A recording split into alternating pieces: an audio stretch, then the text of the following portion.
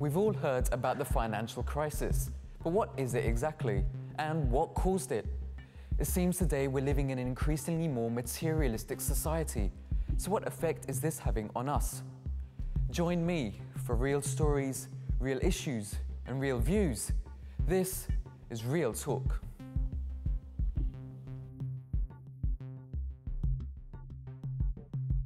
Assalamu alaikum and welcome to the show.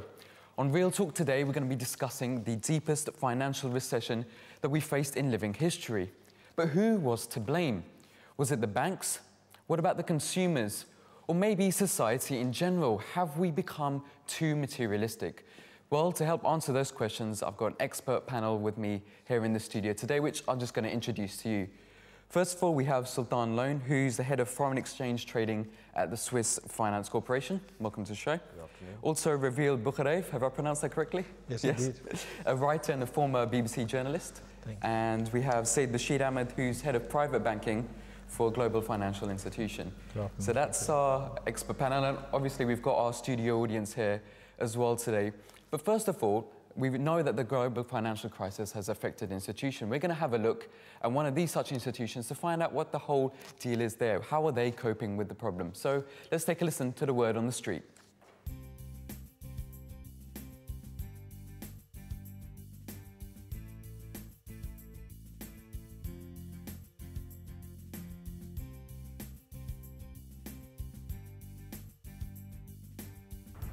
LCD TVs, iPods and the latest mobile phones.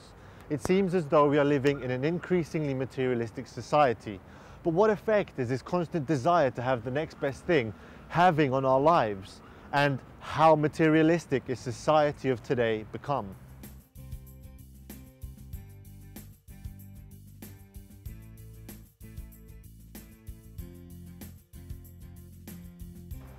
It seems today we are driven by the greed and desire to obtain the material objects we need that would make us feel better about ourselves.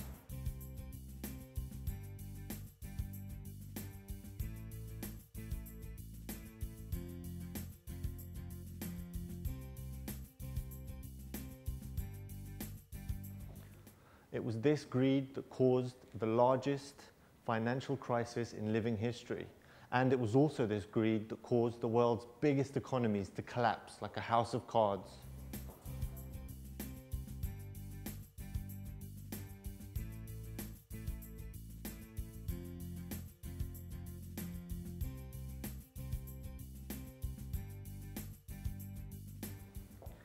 So where does the problem lie? Are the financial institutions left to blame for providing and offering cheap and alluring debts, or are we as a consumer to blame for acquiring capital way beyond our means?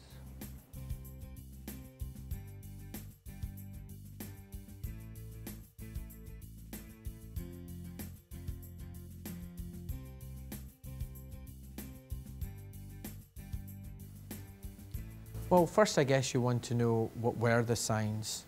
And there were many, and for quite a while.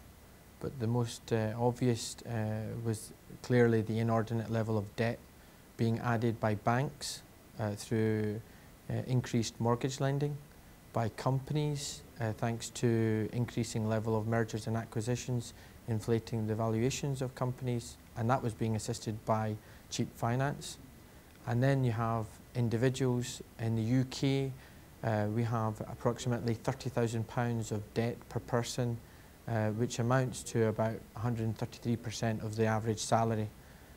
So yes, the signs were there. In fact, way back in 2004, there were more than 8 million credit cards than the number of people in the UK. So clearly the signs were there. Were they being ignored? Yes, absolutely. And they were being ignored for profit. So, did the financial crisis happen because of market failure or government failure? Anti-capitalists argued that it was the market that dramatically failed, while on the other hand, capitalists argue that it was the regulatory framework that caused the collapse of the financial markets. So who's to blame? Well, I mean, of course, everyone's to blame. You know, the borrowers are to blame, the lenders are to blame, But even those who stood aside and profited with the increased tax revenues, being the government, are to blame. Everyone knew, everyone saw the warning signs, and those who consciously ignored it, particularly, have to blame. But they all wanted profit. And the thing is that if we then say, well, let's blame them, but if in this current environment that we live, if they didn't go for that profit, then the neighbour would, then the competitor would. So clearly it's the system that is to blame, not just the bankers, the individuals, the consumers, but the system that we currently live in that requires everyone to chase profit and therefore requires increased risk-taking.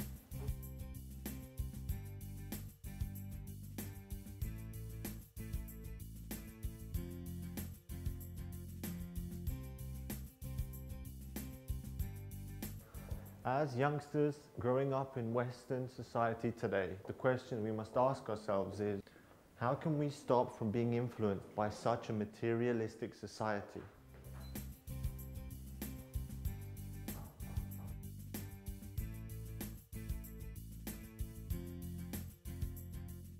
Okay, so that was the word on the street, and let's get the discussion started here in the studio. Sultan Saab, let me turn to you first. We're going to be discussing materialism, but what is materialism? Sure. Can you shed some light on that, please? I think going back to your opening remark in terms of the crisis, materialism very much leads into what people want out of life, not just for their own families, but for an individual as well. And I'd very much say the financial crisis of the banking sector, the consumers, or society as a whole, materialism was quite a large part of the actual downfall, the story, shall we say, of why it really took place. We live here in Western society, so do you think materialism is an essential part of that society?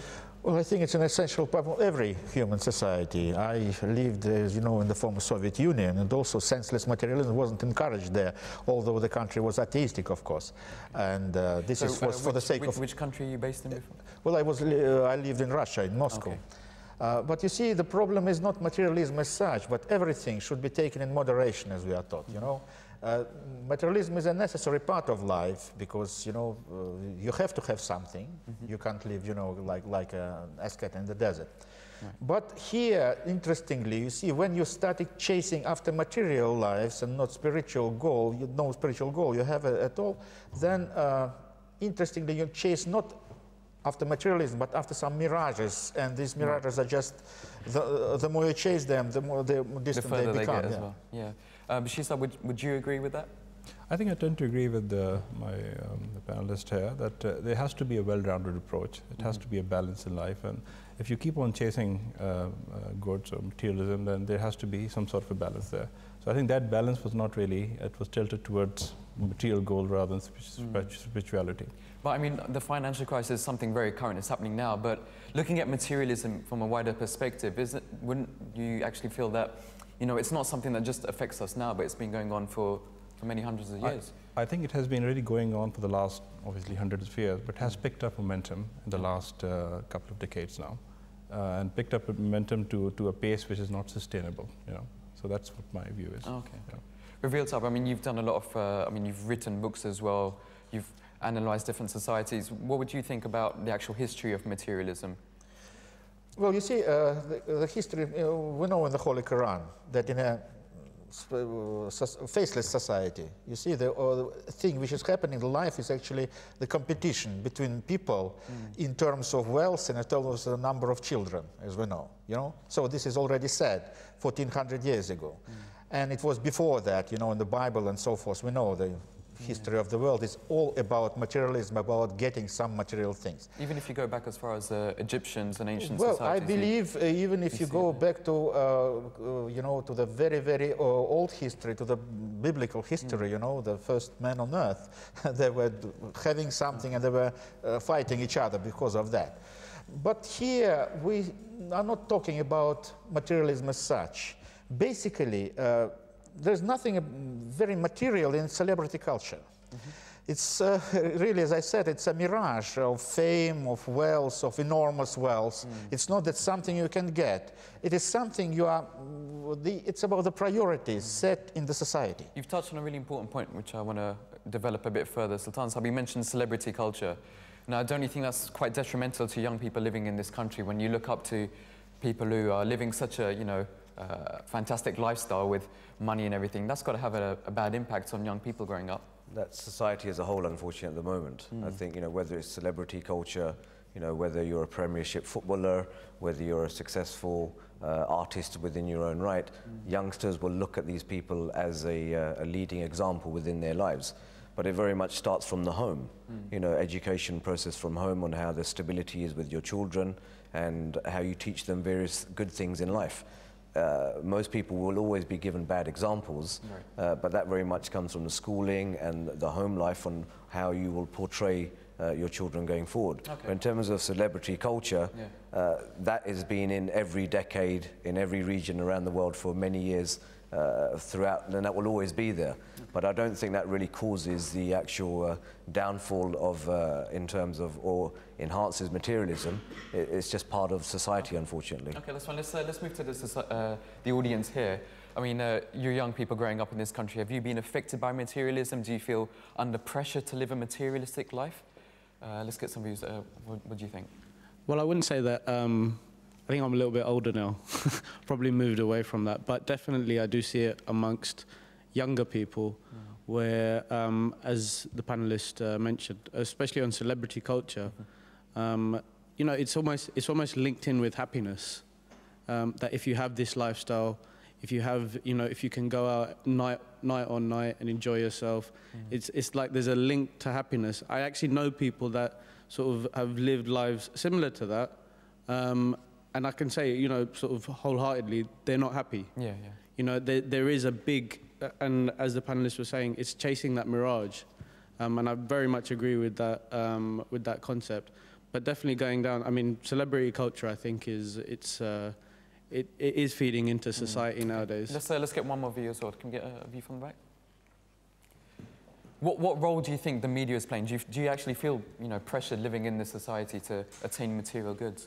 Yeah, well, I mean, what I was going to say was that I think materialism is also based on an expectation that you have within yourself in terms of the background you've had, in terms of your family life, as a panelist was saying, how you've been brought up, and based on the surroundings you have will set certain expectations for yourself in terms of how you perceive, you know, levels of materialism. And for me, you know, I haven't had a luxurious upbringing or anything. I've had a fairly, you know, a comfortable upbringing, but I've seen through media and these type of, you know, things that you have perceptions of other people and how they live, and you do have sometimes, you know, the desire to have a nice car and such like, and those things I think do impact the way you're being brought up as well. So the society and the media do have an impact on it. Okay, all right, thanks for that view. Reveal Sab, I want to just turn to you. So the point that he just touched on is that to actually be accepted into society, you feel a pressure that you need to have certain things as well. Would you agree with that? Well, yes, of course there is a pressure, but then again, you know, it's a game. It's just a simple game because, you know, look at the person, footballer maybe or somebody else, who receives tens of millions of dollars, not salary, but I mean it's honorarium, what he's paid for. You imagine how much should be generated around that bait, in order to pay this kind of money to an individual. Who is paying all this money? You and then everybody who is pressed into it. So basically this is a game of, it's a frenzy being created around some celebrity figure in order to get money from your own pockets. So in fact this is a game where everybody loses here, nobody gains, except for a small group of people. So if everyone loses, why is this game out there at the moment? Who's put this game into practice? Sorry to interrupt you, I think, Rafiel, so your point is very much, it's become a big business in any field now. It's a global business in whether it's sports, entertainment, financial markets, clothing, it's a business. And the people at the top have unfortunately made it into this game, of a global game, of that there is a certain lifespan, you know, and people have a sell-by date, and they will try and nurture or try and milk out of that system as much as they can within that short period of time. Yeah, go on. I think it's the marketing of the lifestyle, with how it's marketed and how the masses and the general public takes that. It's the false impression that if you achieve certain goals, certain material acquisition in life, you'll be very happy. And once you achieve that, that goal is now some different goal. So I think that it's a never-ending vicious circle which a consumer finds itself which is we have been played in the hands of bigger corporations. But you see, even there is a deeper roots to it, I believe. You know, because the problem is that the society we live in here, the capitalist society, is based on growth. Right. If it's not achieving growth, meaning it's not achieving anything. So, but from the 70s, 80s, in the terms of goods production, this society is absolutely saturated with goods.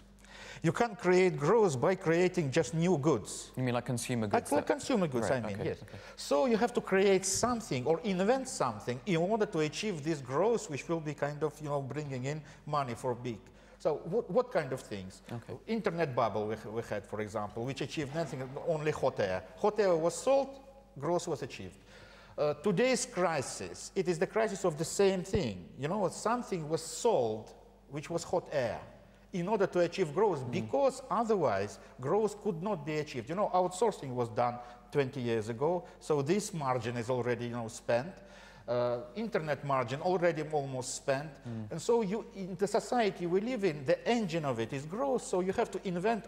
And so I am not afraid of present financial crisis, basically. So then I'm afraid looking forward to another one. Are you then saying that it's the consumer's fault for buying these goods? Consumer is never at fault, he is a victim, basically, mostly. So then if that's the case, then there shouldn't the actual companies that make these products, governments, shouldn't they have more of a responsibility to look after the consumer then? I think it's the availability of, consumers are there, and consumer is generally a huge market, but it's availability of those products or those facilities which the banks or the corporations or whoever is manufacturing it, and how it's marketed to those segment. It's a combination of that which counts. Okay, but having said that, buying consumer items like that wasn't really the cause of the financial crisis. It's more institutions actually. What role did that play? I mean, you work for one of these such institutions, so it's easy to maybe pass the blame onto consumer items. I don't think it's a matter of passing the blame. Okay. I think we come onto one thing, which is known as leverage. Leverage, which is known as how much one borrows. Okay. And it comes back down to the earlier point I made, is in terms of how your education has been, how your upbringing has been, it very much you live within your means. Okay. Now, in terms of answering your direct point of that the bankers or the financial institutions were at fault, at the end of the day, they were at fault for in terms of creating a bubble, which the fuse that was lit to that wasn't the actual financial institutions as such. It was society, it was customers, it was individuals, because people borrowed far more than they could afford to repay back. Now, in the society that we live in the West, it is seen that you have to borrow money to actually buy a property, buy a car, etc., etc. But when you do these things, you should do them with the knowledge of that you have to repay this debt back. It's not a free check written out to someone. Okay, I just want to move on. Bashir Saab, do you think we should just ban borrowing? Is that the cause of all this problem? No, I think if you see the Western economies and you compare them with emerging market and countries where you don't have debt, I think the best comparison is that in the Western economies you're financing the lifestyle. Basically, you have the ability to borrow from the banks to buy a house. You have the ability to borrow from the bank to buy a car or whatever, and so on and so forth. Right. And the developing country, that facility is not there, so the people are not really exposed to it. So that's why there's low level of leveraging there. And I've seen certain countries where banks have become more active and they've started financing, there's a credit card, and those economies are also turning into a credit-linked or credit-based economies. So I think the availability of credit is what makes the difference. I mean, people were borrowing, and I mean, if you see the last, well, not really in the last 12 months, or maybe going back 3 or 4 years, people were borrowing 5 times or 6 times their multiple of the salary when they're getting those mortgages and the credit cards. So the entire society was sort of driven by credit. You've asked the question a number of times, who was to blame? Right. I think in a nutshell, the actual credit crisis is very separate to a consumer recession at the moment. It's very different subjects. And the fact of the matter is, at the end of the day, we get back to the same point. Consumers had too much debt, okay? They didn't control that debt. And the time that the banks who have faced these crises now have turned the tap off to them of not lending them any more money, they have every right to do that, okay? However, that's where the tandems are, that is a completely different topic there altogether. So I think in terms of who's to blame, they're all to blame across the board. Lack of regulation from the banking sector, But in terms of consumer appetite of how much debt they took on, which wasn't, they can't manage Let's look it. at the banking sector. Even within that, there's a whole concept of greed as well. I mean, when you agree, we've talked about in the news right now, everyone's talking about the bonuses that bankers are getting as well. So how do they cope with now that? the general media is portraying that there has to be one individual to blame, for example. And at the end of the day, when the times are good, between, if you look at the 90s to the early 2000 parts, growth was so significant, worldwide growth. It was very much dependent on what the financial sector was doing worldwide.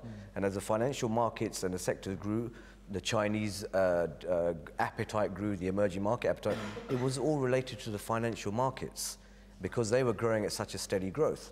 Now, people never complained at those times, we're talking consumers or individuals, that people are getting paid extremely healthy bonuses. If they made money, they got paid.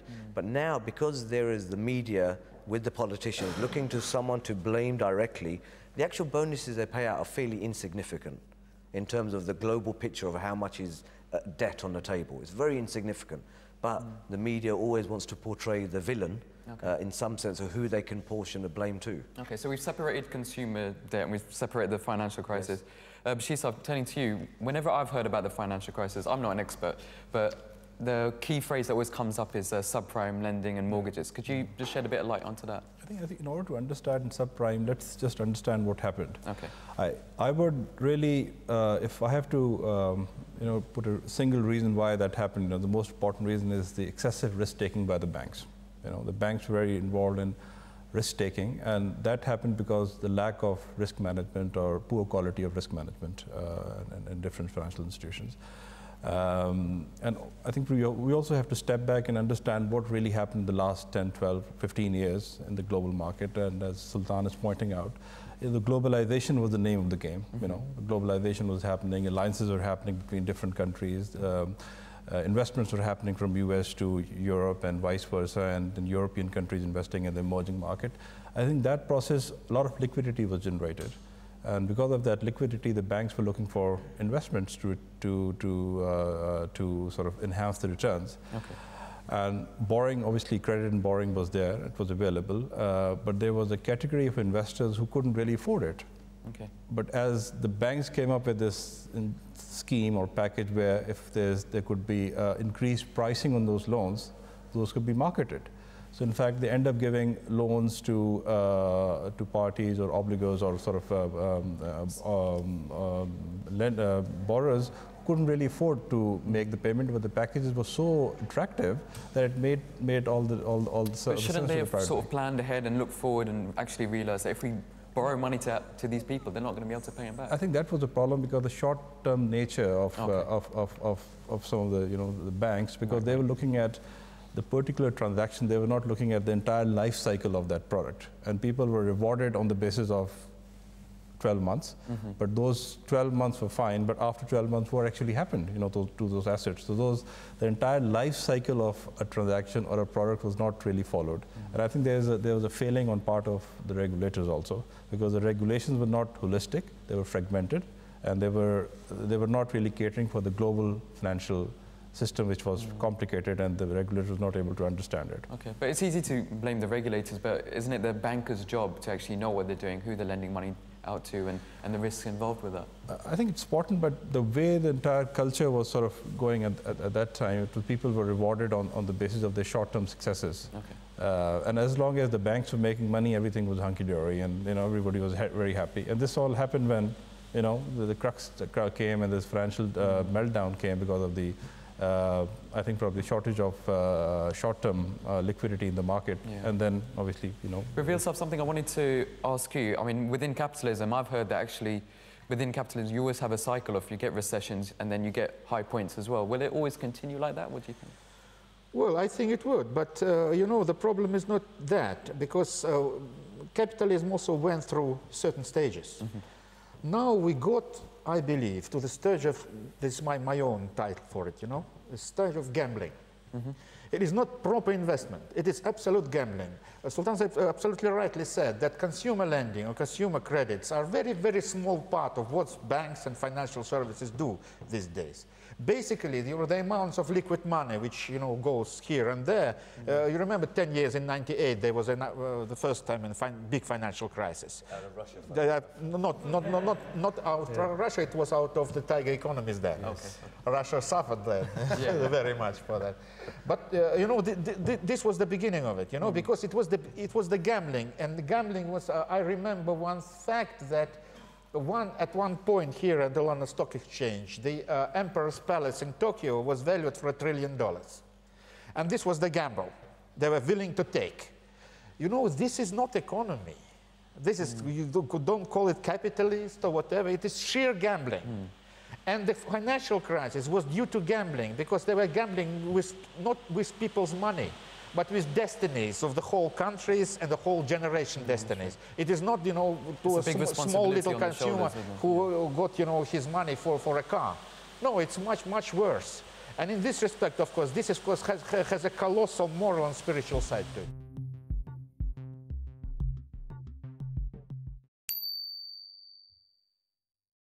जिंदाबाद जिंदाबाद अहमदियत जिंदाबाद अहमदियत जिंदाबाद अहमदियत जिंदाबाद अहमदियत जिंदाबाद अहमदियत जिंदाबाद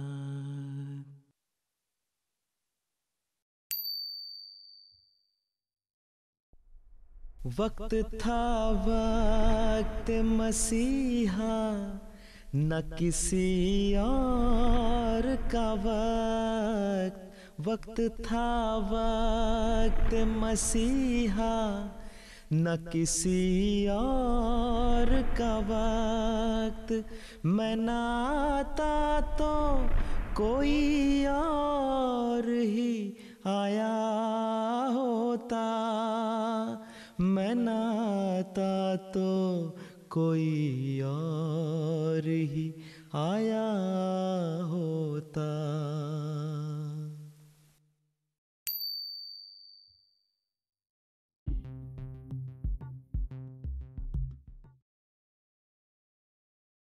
Risk is an important issue that you've just touched upon. Freek, you work in financial institutions. How do you think risks played out in the actual financial crisis? Should we have seen the warning signs beforehand? I think everybody did see the warning signs, but just following on from Rawail Saab's point, it's very difficult for one individual institution just to step back and say, I'm not offering this 100% mortgage or the subprime mortgage when everybody else is offering it, because they'll obviously lose business. So I think that's where the regulator needs to come in and kind of implement some rules which apply to everybody, because it's going to be very difficult in a competitive environment for any one bank to just step back and allow everybody else to do business, which everybody knows is risky. What do you think is the government's role in all of this? Well, I think they need to set some kind of clear guidelines in terms of lending activity, in terms of what the leverage ratios should be for various products, and offer that protection to the consumer, because the consumer itself, as we've discussed before, is obviously going to borrow as much as he can. The banking institution is going to lend as much as they can because they want to profit. So that's where the regulator and the governments have to come in to put those boundaries in. Okay. Let's get one more view. The only point I was wishing to make was that I do agree with a lot of the comments that are being made, but one thing that hasn't really come out enough, I think, is the moral aspect. So there should be a moral standard that each of the people involved have as well, which is that the banks, the government is really there as sort of an overarching sort of person to make sure things are happening, and they need to have a standard of morals as well, but the banks need to have the morals to understand that they should or shouldn't be doing certain things, and that is obviously the consumers as well at the same time do need to as well look at that and have an understanding of what they can afford, etc. But also then I think when it comes in, when you take into account the amount of monies being involved here, when banks are investing huge amounts of money, then that level of morality needs to become higher, and you need to consider wider implications of the investments that are being made as well, because with such huge amounts of money, it's not implications just on the bank or consumers around that bank. It's also, you know, for a country, for global sort of impact as well. So there's more things that need to be taken into account. That's a really good point. I want to throw that to Sultan Sahib.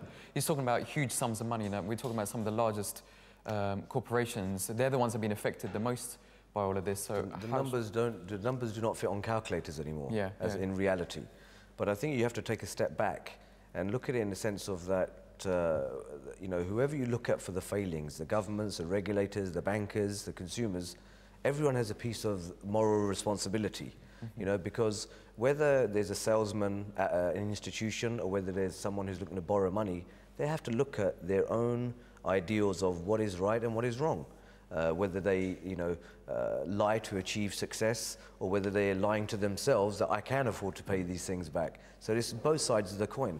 But in terms of morality, it's very much the responsibility of all of those parties involved to ensure that their risk-reward ratio was, in terms of a banker trying to achieve success, you have to look at, you know, a different type of sphere of things where, for example, Bashir and myself do work in financial institutions, which are very global institutions, but we have a different set of ideals to a number of other people that work within those institutions. We look at our family security, we look at the communities that we're a part of, we look at the charitable work that we may do for certain organizations. So there's a set of ideals, but there's some bankers, you know, who literally, you know, it's not a matter of, you know, they live to work, you know, and so their ideals of generating sufficient bonuses, they'll go to anything to achieve that success. So there's a balance that has to be approached. So Bashir Sahib, would you agree with that? That it's actually your outlook on life that actually impacts how you work within these organizations as well? Absolutely. I think there's no two ways about it. Your outlook toward life and how you sort of, what your objectives in life are. Obviously, when you're working for a financial institution, you have I mean, you can be driven by bonuses, you can be driven by anything what you do, but as long as you can keep that balance in your life, it's very important. But I think, coming back to your question, that financial institutions have a huge responsibility because the impact, whatever happens, is very wide. It's just not limited to a particular consumer. When you're dealing with such large sums, then obviously the impact is going to be just as large. So I think there has to be more moral responsibility, more responsibility of the financial institutions going forward. And certain areas or certain transactions which involve speculative trading, which doesn't have any economic underlying activity, has to be avoided going forward. And I'm sure they will learn lessons from their mistakes in the past now. All right, let's move to the audience. Name if you got a point. As probably the only layman in the audience, I am very confused from the offset in terms of the consequences of this. So I guess what will help me sort of understand this is, from the financial crisis, thinking now, thinking in the short term, thinking medium and long term, who are the winners and who are the losers? Because to me, I've found the losers. You know, my government's, one of the, as far as I can understand it, a big loser. Who are the winners and why? Okay, that's a good point. I'd like to put that to the panel. I think in the current environment, and if you look at the cyclical event, every 10 years something major happens. And at that period of time, this is the worst it's ever been. Now this is, as Bashir said and Ravil Sahib, unprecedented. There is no winners as such, I would say collectively, because if you look at all of the members of the game, as Ravil Sahib said, effectively, no one's really come out looking great. However, in crises, there is a reason, if you look spiritually for some reason, there's a reason this has happened. And it's to clear the decks, is to basically create awareness and for people to learn from this. So if you were to ask who are the winners should really be the individuals who have sufficient liquidity at the moment, who have not led a life of excessivity, and who have basically took a step back and think, you know what, thank God we were not stuck within this kind of environment, and something for them to teach their children going forward that this is what you should avoid. So if you were to say who are the winners, it's maybe the future generations that will be the winners. Okay, but right now at this point, I mean, we talk about winners, but the losers are us, the general public. It's the taxpayers who are, you know, forking out to actually pay up, we're bailing out the banks right now, aren't we? So you as the audience, we are taxpayers, we're going to be dealing with the problems. So how do you feel about that?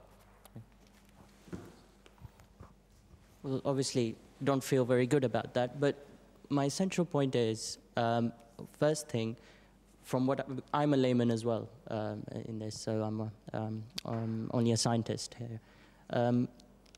It seems to me from the discussion which is taking place that there are two reasons or two systems which cause this financial crisis to happen. The first is the system itself. It seems the banking system is set up which facilitates this. And the other idea is sort of the moral aspect of it, which has been mentioned. So the people working within that system are corrupt themselves. Obviously, for any proper system to work efficiently, you need both aspects, the workers and the system, to work properly. But essentially, my worry is that you said essentially that, Shizab, the financial crisis is unprecedented. I don't think it is. I mean, there was the Great Depression. I think before the French Revolution, there was the first stock market crash. And but the scale essentially of it for the right same now reasons. Is much so larger how than it can was we, the scale for that time perhaps, for the wealth which existed was not perhaps that disproportionate. But my question is, how in the world can we say that this will never happen? Because it's been happening again and again, essentially for the same reasons as far as I understand. And you have the same systems in the end, and you have the same people in the end. There's no guarantee whether this will happen again or not, obviously, because people and investors and everybody's got short memory, I mean, our memory is there, but after 5 years or 10 years, maybe the bank will start excessive lending. But the key is that regulators have to take responsibility then. They have to put checks and balances that this should not happen, at least in the foreseeable future. But coming back to your point, I think unprecedented, because this was a banking crisis, The Great Depression was economic recession. The crisis which happened in the last 18 months was predominantly a banking crisis, which was unprecedented. The recession happened in the world, this is the first recession, so that was important. So I think that's what I wanted to highlight. If you look at the growth of the world economy over leading up to this collapse as such, the collapse happened on the back of one or two institutions going bust. Now, that shows you how fragile the foundations were worldwide, regulatory-wise, because if one or two institutions can create that, then obviously in a governmental and a regulatory regime, things were not in place. The foundations were not built to manage this, because everyone was riding that wave of success, of growth, and even the consumer, even the individual taking the piece of success out of it. But now it's all fallen down. Everyone has to take a step back. And yes, you're right, systematically, the procedures need to be changed, that it should never happen again. So that's answering the gentleman's point at the back of who are the winners or who are the losers, in terms of it's whether people accept that change has to be done. The way they live, the way they spend, and the way they... One more thing, you see, may sound a little ideological here, but in principle, when everybody agrees that for the free market and for the economy we have now, liberal economy, to function, the main engine is human greed. And this is, what actually everything is based on. Then, of course, everything will return to its circles and everything will repeat itself. Because this is the main thing. If greed is the main engine, then greed will eat everything around it. Okay. And the only thing not to repeat, or at least to have a chance to repeat this. How do we stop ourselves from repeating But then again, people should understand that not the sheer egoistical greed is the engine, but also this thought about common good. Your own good, because it's part of common good. It's as easy and as simple as that. If you realize this, that if the common good is also in your business and not only somebody else's, then maybe you can create something for everyone. So are you saying we should actually change the system? It may change, ideologically, it may change the whole perception of economy and of society and everything. Just to say that, so for a moment, you can't ride only your greed. It's not, no. Yeah, I think the little greed is always good, Little greed is good, but excess is not acceptable. So I think we need to put in checks and balances. If I'm not in a position to borrow 10 times multiple of my salary, obviously I won't be able to borrow, So these checks and balances have to be there. I think that's the responsibility of the government collectively. Okay, so you talked about checks and balances, and we've discussed earlier on about having the right morals as well. So what role do you think religion and actual spirituality can actually help us? Well, it's just, it's one thing of teaching and educating children. The second thing is enlightening them. It is a difference here. You know, educating, you can teach only practical skills. Enlightening, you can see how, you know, what he will do in life, or will he create, good or evil. So as simple as that. And in this respect, I think the enlightening of children and the younger generation is very important, and without religion it can't be achieved. Okay, so what about other financial systems? What about, in Islam, there's actually a lot of talk right now about Islamic banking and Islamic finance.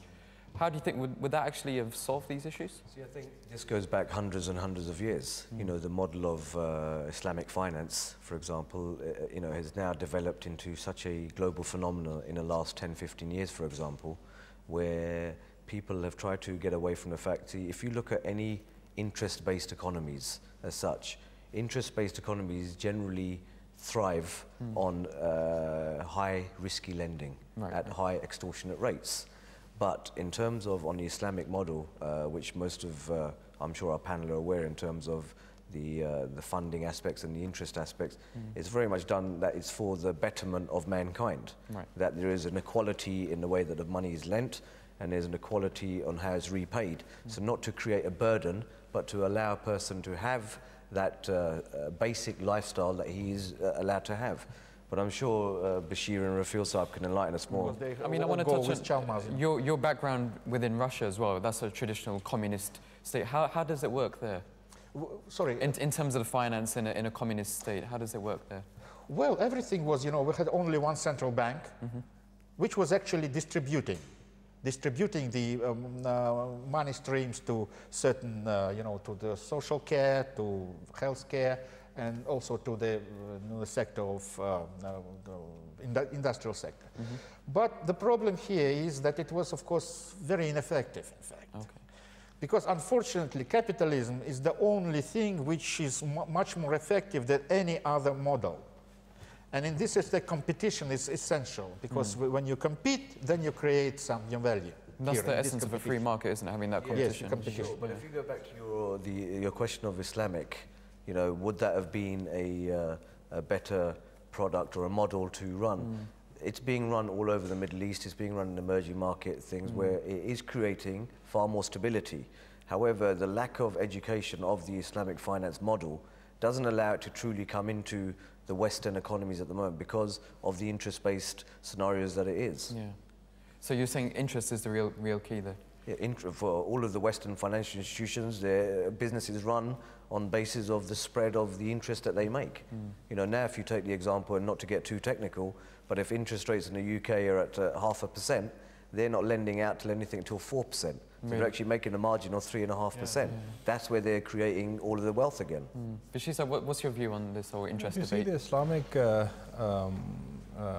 finance, Islamic banking sort of a structure, the underlying sort of a spirit is that the money has to be in circulation. Money has to be in circulation. And you get return on the basis of risk you take. You know, that's what the fundamental concept is. And if you see what's happening on the West, on the banking side, the bank acts as an intermediary, basically. So if I deposit, if I have investment in the bank, I'm not really taking the risk which is corresponding to the return that I'm getting on the investment. So the bank is taking a role of an intermediary there.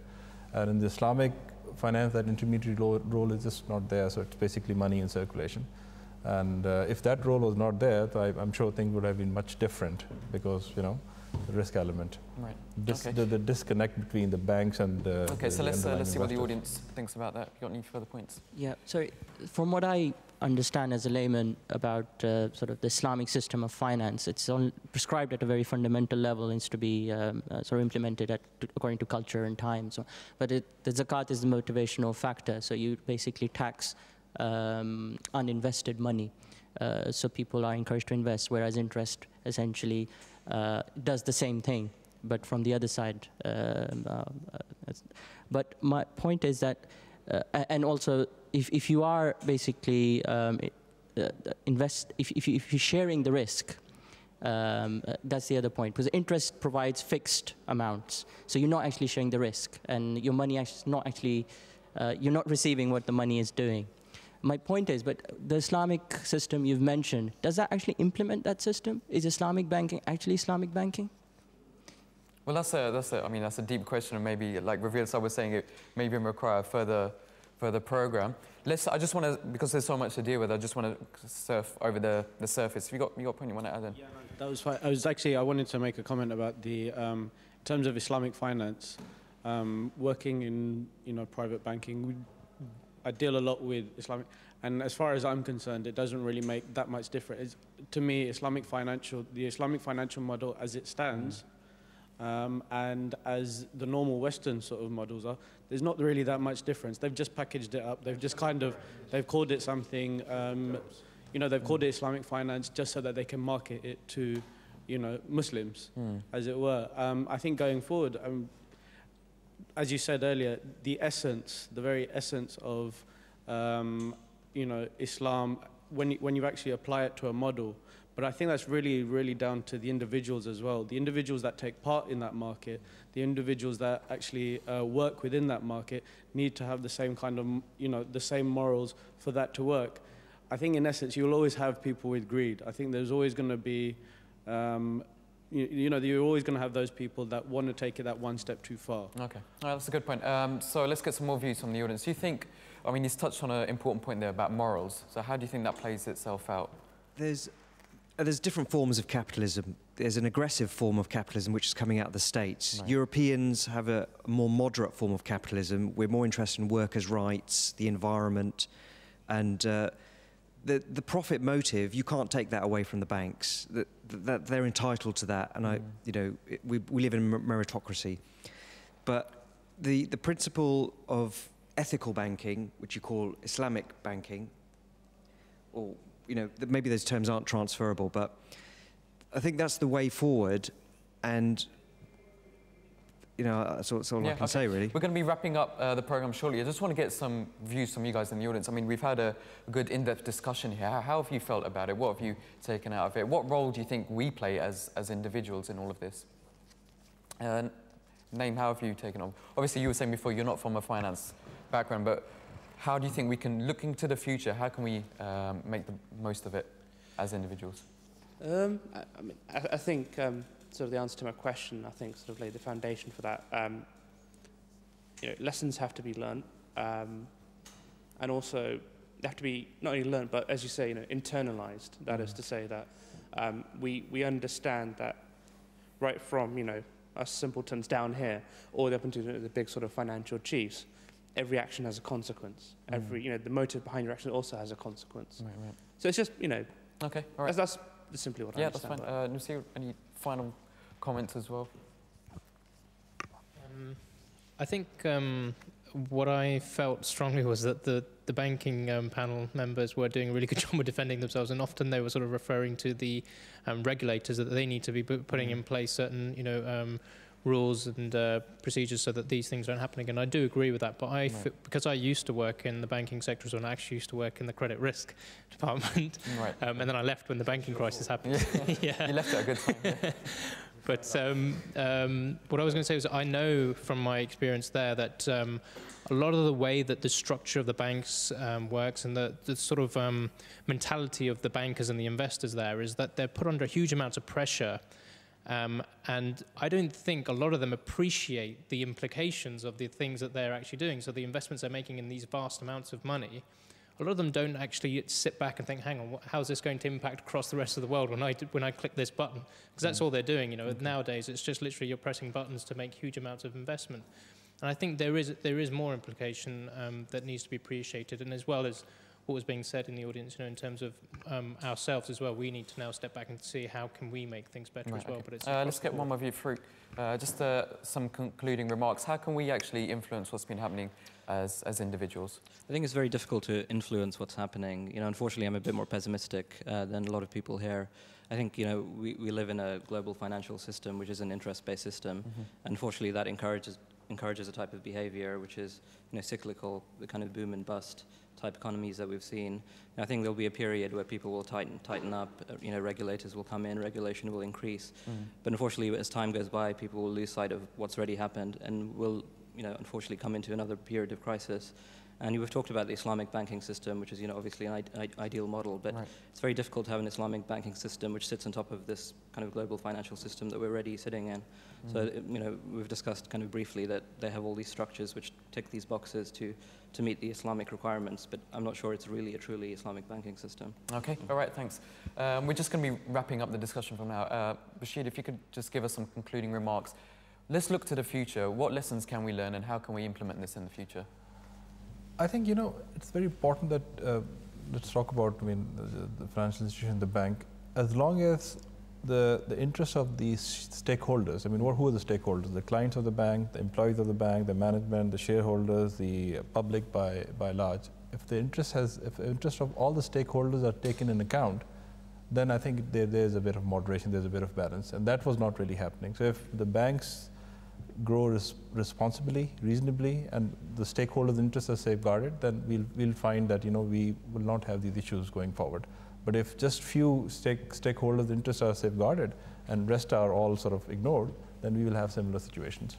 Okay, Raveel Saab, taking it back to throughout the whole discussion, our core element has been materialism and greed as well. So can you just give us a few? Well, I think that though very difficult it is, but I think we should try to reset the priorities of society, of what is real priorities, also real necessities of society to live and to prosper. And without all these mirages of which I was talking, because it's of course no good when the greats, say in this music, the greats of the 60s would never receive so much money as now any X Factor competitor receives. It's no good. Okay. I think very brief, I can't reiterate enough. I think, as times change, requirements change, materialistic needs change, children's ideals change, but the fundamental thing should be live within your means. It was always going to be out of our individuals' control of what the big corporations do. Unless we don't run a big corporation, you can never control their actions. So it sounds like there's a shared responsibility between governments, institutions, and individuals. The big picture is, in terms of, we all have a right to vote. We all have a right to who to vote in and who not to vote in. That's another subject altogether. But in terms of making change, the only change that we can make is the colleagues that we work with, whether it's in institutions or manufacturers, etc., etc. You could be a car maker, and the same thing could be you've made so many cars that you can't sell anymore now. Why did you make so many cars in the first place? So it's supply and demand. Okay. So I would just say, the moral of the story is live within your means, and when things do change for the better, we should heed our lessons from this crisis. Okay. All right. Thank you to all our guests here in the panel as well, and the audience as well. Obviously, we want to hear what you think as well. Don't forget, you can always get in touch with us. We've had a really good discussion here, and it seems that us as consumers, we have to make sure we don't become consumed by greed as well. Our website address is www.mta.tv/realtalk. You can email us on realtalk@mta.tv, and also we've got a Twitter page as well, so you can stay in touch and find out what programs we'll be having in the future as well. So once again, thank you to everyone here. Thank you for watching. Unfortunately, we've run out of time, but I hope you join me again next time for more Real Talk.